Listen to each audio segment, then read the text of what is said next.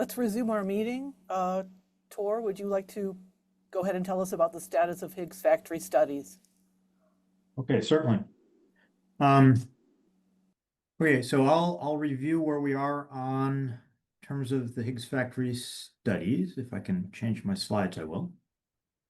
And I'll go through over quickly how did we get here, then talk about the various options, talk about possible U.S. contributions to both the accelerator and the detector, our participation in the European strategy process, and then more explicitly, the efforts for the Higgs factory coordination consortium. And then finally, of course, how to engage.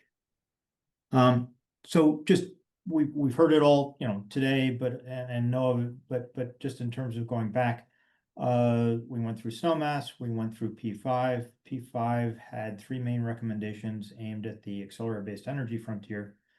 That was continue collaboration on high loom, collaborate on an offshore Higgs factory, and then perform targeted R&D at colliders aimed at 10 TeV in the center of mass.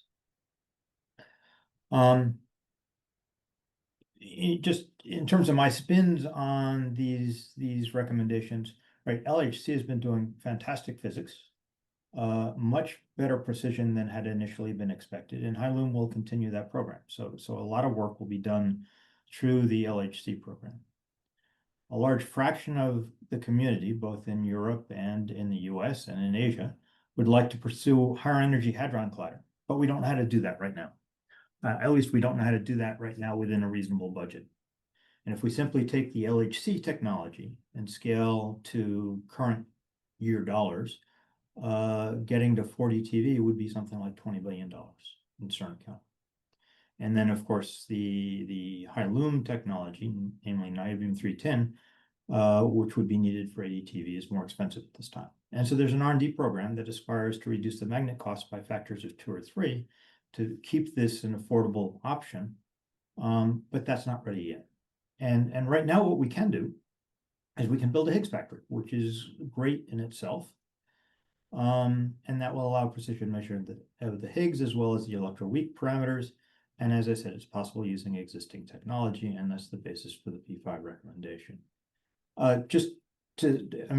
Back at SNOMAS, we had created this implementation task force, which looked at the different collider options. And one of the things it did was look at costs. And this was using a parametric cost estimator, so not using any real basis of the individual projects, but looking at the overall scale of the project, the number of magnets, the amount of RF that's needed, and then putting on scaling factors. And for FCC, one comes back with numbers that are the order of $15 to $20 billion, which is where the FCC cost is expected to be.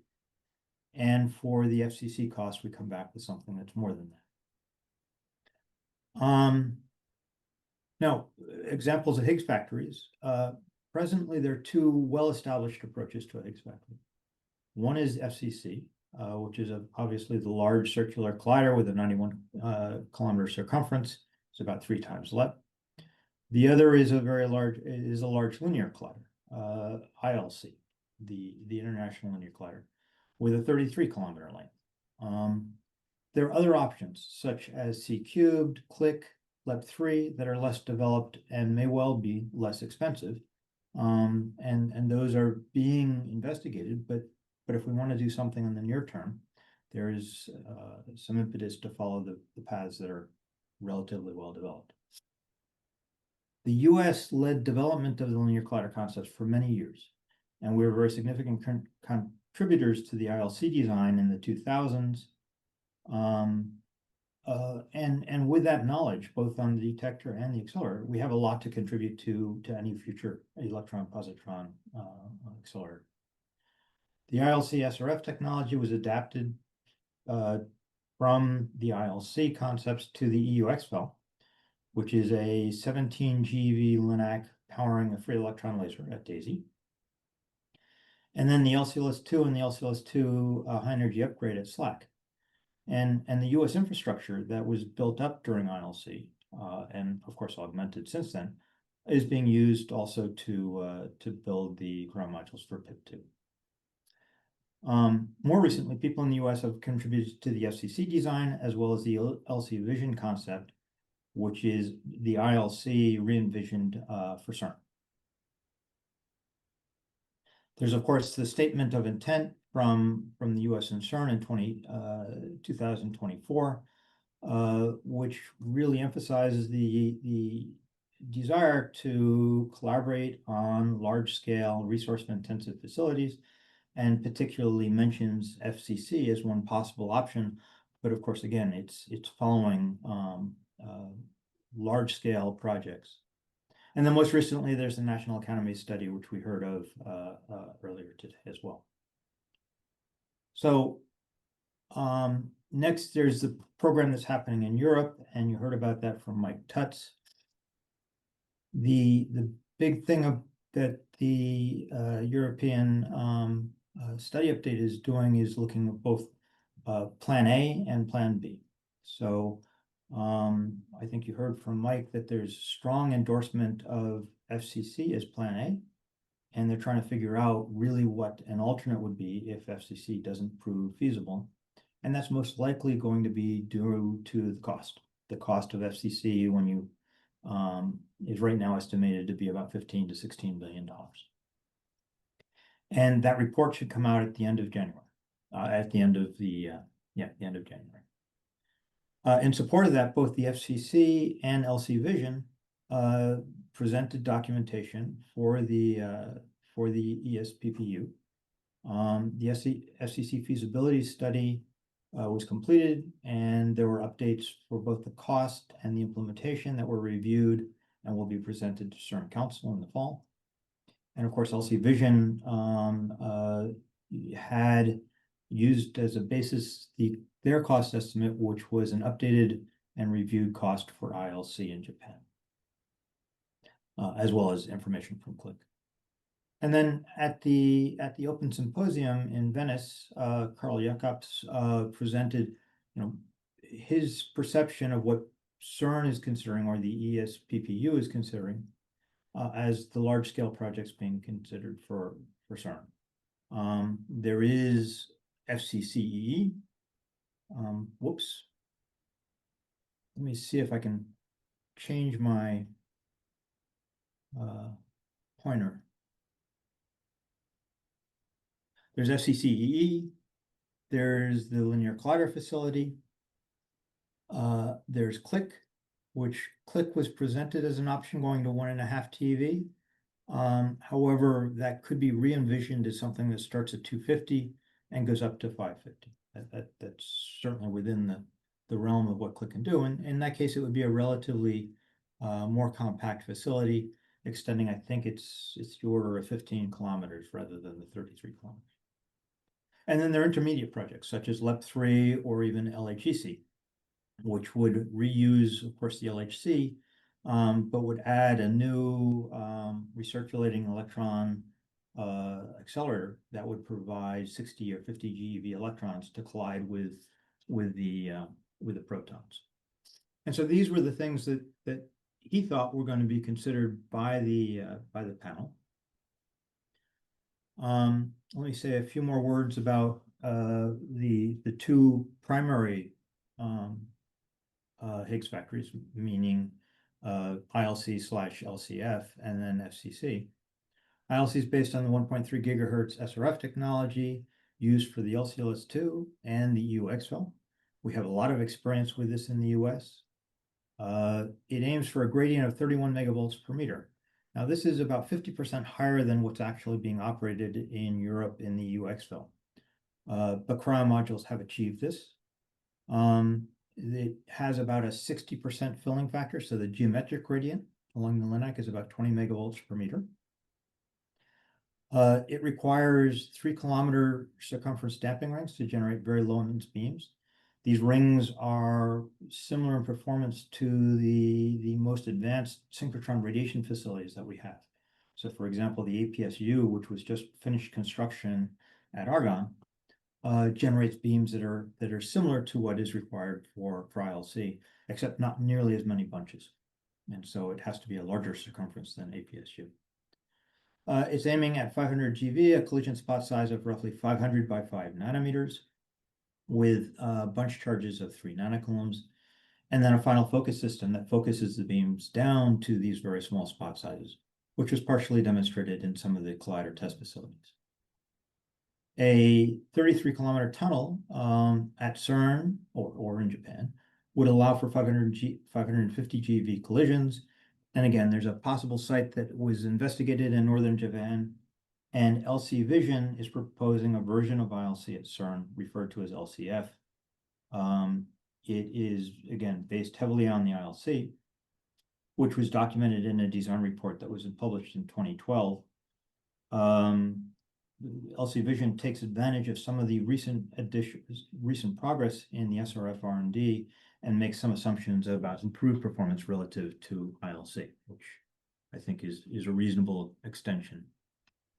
So some of the challenges and in the technologies, well, linear colliders have been studied extensively, but there's only been one real systems demonstration, which was the SLC, which was challenging. As I said, there is the EU-XFEL, which is sort of a 10% demonstration of the LINAC. That's great. There is the KK ATF, ATF2, ATF3 program, which demonstrates part of the or some of the final focus concepts. But there's still some real challenges. You need large currents from both the electron and more importantly, the positron source. Damping rings, as I already mentioned, are the next step in high-performance synchrotron light sources. This very large-scale implementation of SRF technology is technically reasonable, but it does require having the systems in place that we can actually produce all these cavities and maintain the yields that we want. We have to deliver small spot sizes. And then, of course, this gets us to 550 GeV. There are a number of alternate paths to get up towards 10 TeV, but those are not well developed, and so this path is not very clear. We'll hear from Spencer later today about what is being looked at in terms of plasmas. And of course, the US has built extensive SRF infrastructure for R&D and prototyping and can have a significant role in any ILC-like program that goes forward. The next example is the FCC, FCCEE. That's one thing I should mention is that the LCF program has 2 IPs, but the luminosity has to be shared between the two. The FCCEE is a large circumference, 91 kilometers, to reduce the synchrotron radiation. There's 100 megawatts of power that's lost just due to synchrotron radiation, even with this 91 kilometer circumference. With a circumference of 91 kilometers and even at the TT bar threshold, the arc magnets are quite weak, but you do need very strong quadrupoles in the IR. It's similar to what's required for ILC. FCCEE uses this crab waist final focus system, which was based on a result or a system that was prototyped at Daphne and is now operating at Super KKB. And I'll say a few more words about that. It requires a large-scale injector, so a 20 GeV injector LINAC, which then injects into a full-scale, full-energy booster to operate for top-up operation. And there was a CDR released in 2019 for FCCE, and then, as I said, the feasibility study was released in March of this year. Now, obviously, CERN is interested in FCCE in part because it provides this path to 100 TeV proton or 10 TeV parton center mass collider, following the path that was done for LEP and LHC. And I think it is important since we really don't, as I mentioned, right, we don't know how to get magnets that can get up to 10 TeV or 100 TeV proton. We don't know how to do them. You heard earlier about doing a muon collider. We don't know how to do a muon collider that will get us up to 10 TeV. We don't know how to do a plasma collider that will get us up to 10 TeV. And having multiple paths is an important requirement at this stage. Whether that motivates pursuing FCC by itself is not clear at all. Of course, it's an expensive investment in infrastructure. In terms of the FCCE challenges, well, it's based on decades of experience with colliding beam storage rings. That's good. However, there are a number of very challenging aspects. The large circumference is a big issue, in part just because it leads to a very low energy, low repetition rate. And that means that all the feedback systems that we're used to using in circular accelerators now are operating at much lower rates. LHC, of course, works, LEP worked, but now we're pushing that another factor of 3. It has very high stored energy density. It has a high beam current, and so the SRF systems that accelerate the beam in the ring are heavily loaded. To get to TT bar, one needs about 11 gigavolts of SRF in the ring. It also has a short L star, so that's the distance that you have, the free space that you have from the final quadrupole to the IP. And a short L star requires very strong IR magnets embedded in the detector. And of course, we're still colliding, although we're not talking about 5 nanometer spots, we're still talking about tens of nanometers, and that requires stabilizing these magnets at the nanometer level. One thing that the US will have going into FCC is that we'll gain a lot of expertise from constructing the electron ion collider.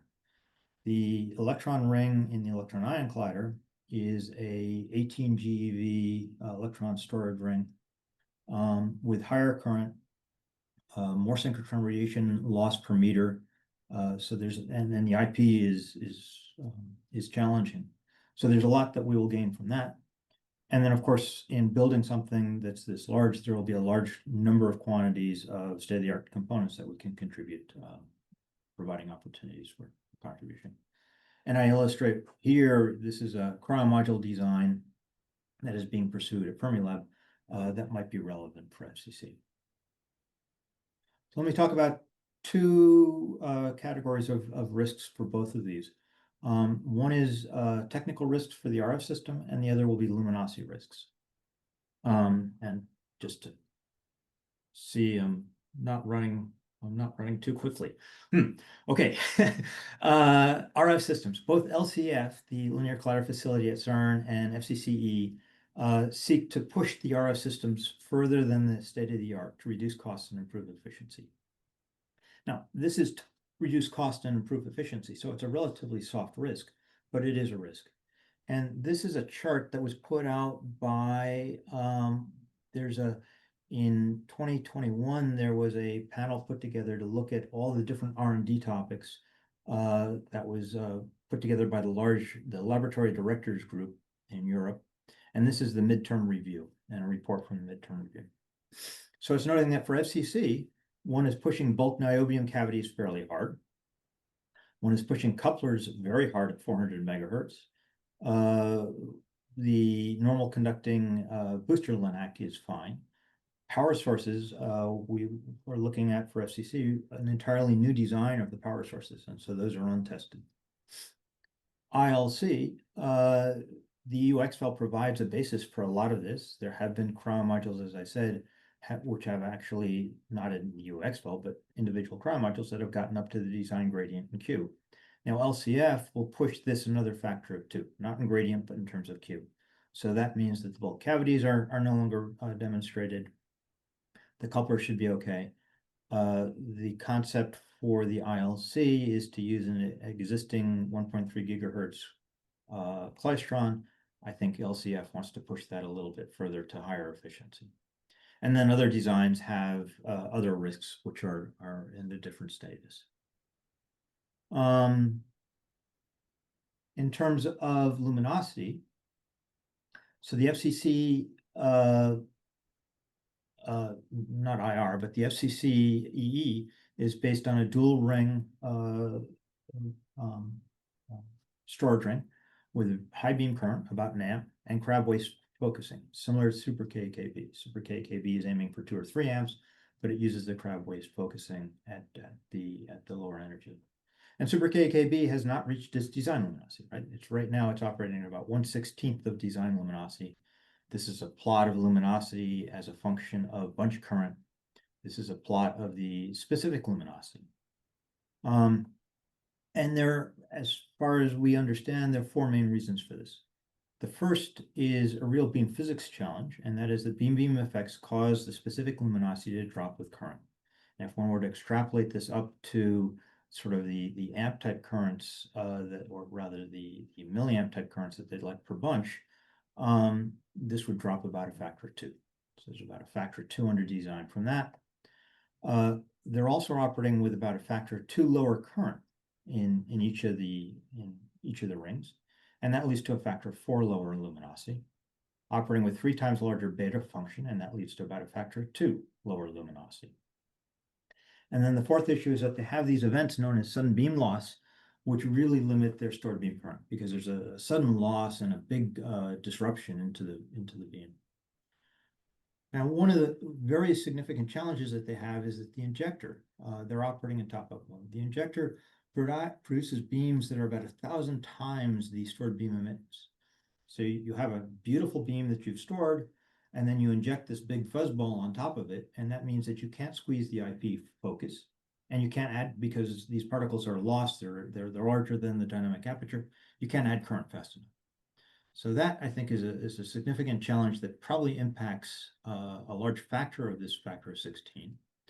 But the beam effect is a real concern, and we need to understand the details of the beam effects. So additional study of super KKB will be important for FCCE, and there are working groups that are looking at both beam effects as well as the sudden beam loss, and there's US participation in those groups. Going to the LCF, I think the main challenge is to squeeze the beams down. And there have been 2 test facilities that have been built to try and understand that. FFTB at SLAC, and then the ATF2, ATF3 at KAK. FFTB got close to the design spot size, although the emittance was smaller, and so it should have been even actually smaller than this.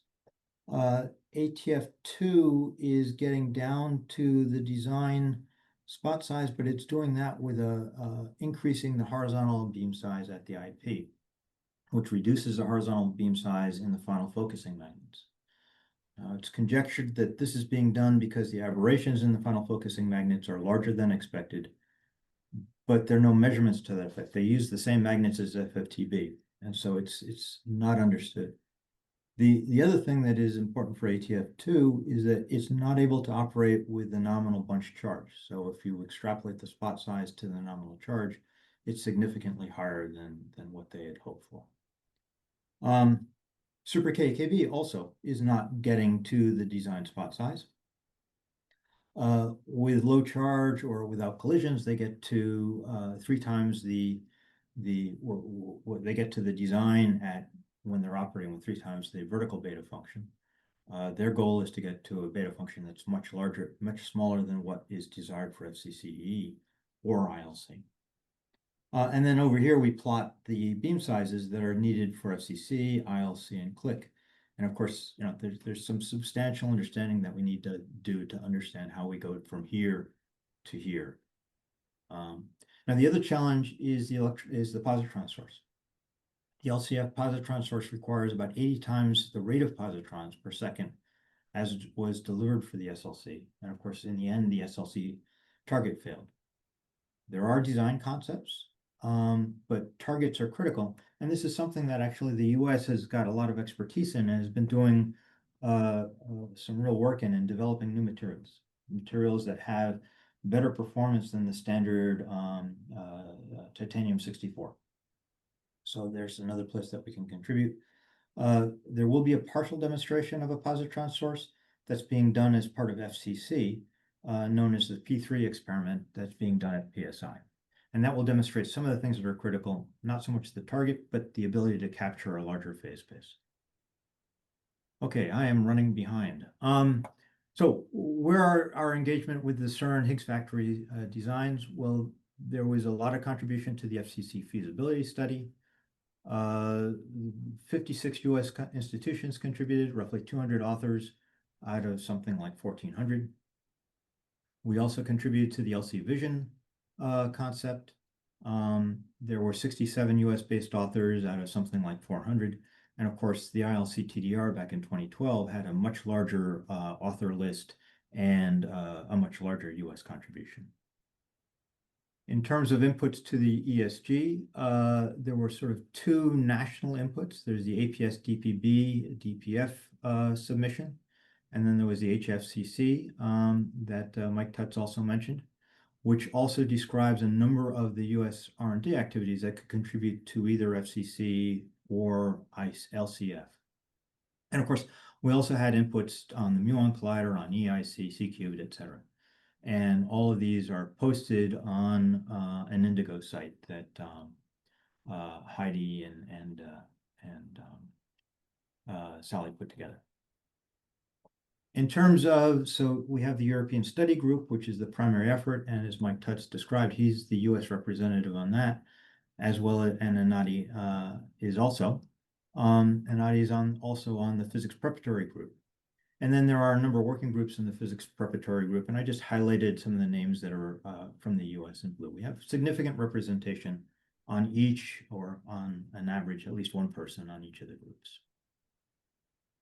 So this then led to the Higgs Factory Consortium Committee that was created in 2024. There are two. There's one for physics and experiments, and there's one for the accelerator. I'm working on the one for accelerator. Srini leads the one for physics and experiments and detectors. And you have the other membership of the groups here. And I'm sorry, but I'm now realizing that I'm running very late.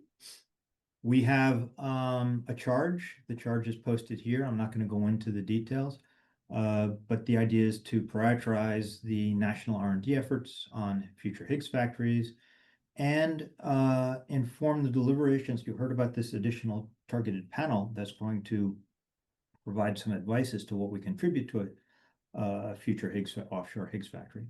And the idea is that the work that we do will be able to inform that targeted panel of the nature and the level of the US contributions to Higgs factory. So in terms of near-term expectations, you heard from Mike, the ESG is going to make a recommendation in early 2026. The US, you heard from Gina that the US will start to think about its contributions it could make, and it will start a panel in the next year or so. CERN Council then reviews all this, and hopefully in the 2027 or 2028 makes a decision. And US input on contributions will be an important part of a council decision. And then ideally after that, a project is launched and we're all happy and the future goes on. In terms of the HFCC activities, we started in the summer of 24. The PD group started in 24. The accelerator group started about 6 months later. Since then, we've had 3 workshops. We've participated in the US FCC workshop in April. We developed a white paper for the ESG and held discussions of what we actually contribute to the US ESG. And we hold a monthly meeting that provides news and a short talk on a topic of interest. There are a number of expressions of interest for the physics and detector group, and we've collected 41 proposals for R&D in the accelerator group, and we're in the process of prioritizing those now and coordinating with DOE to understand what the funding could be for FY26. This is some more. There are 3 slides on the details of the R&D program. I'm just noticing that nobody has put in any questions, so maybe we can give you 5 more minutes. Well, that would be great. I think Sally may have had to evacuate due to a fire alarm, so you've been running chairless. No. Yeah.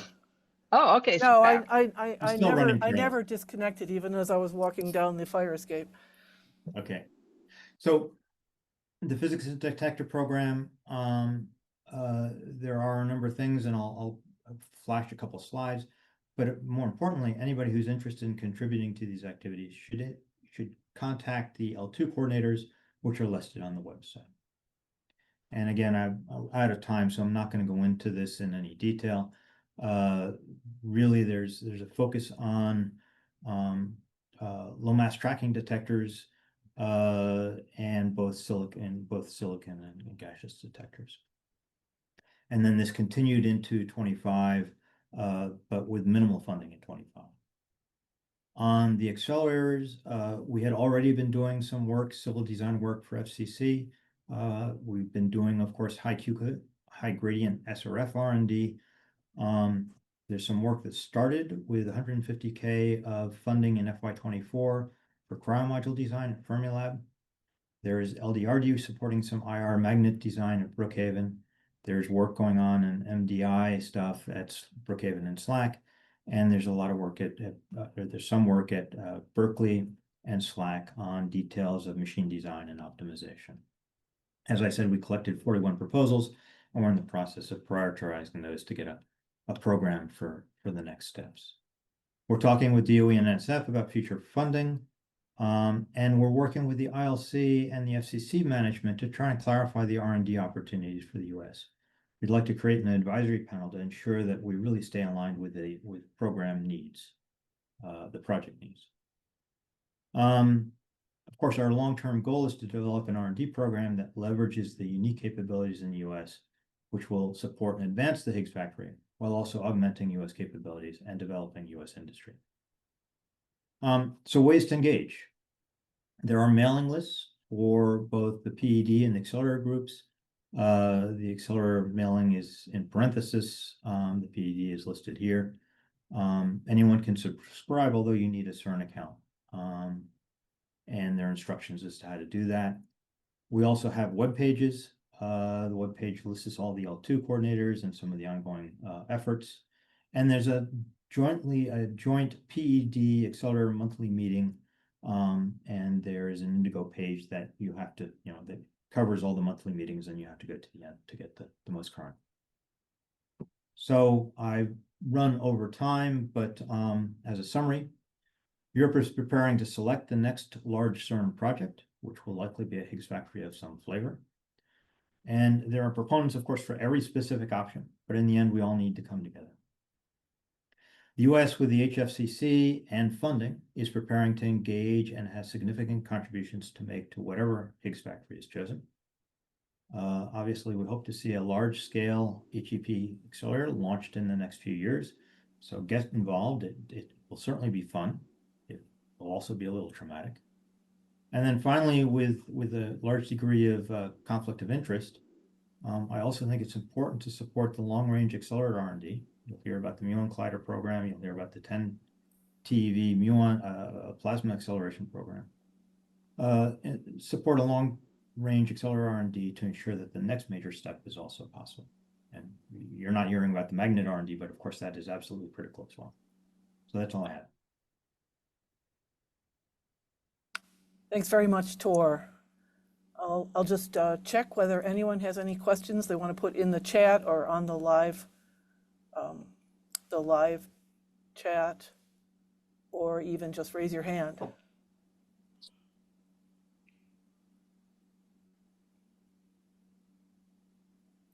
I see none.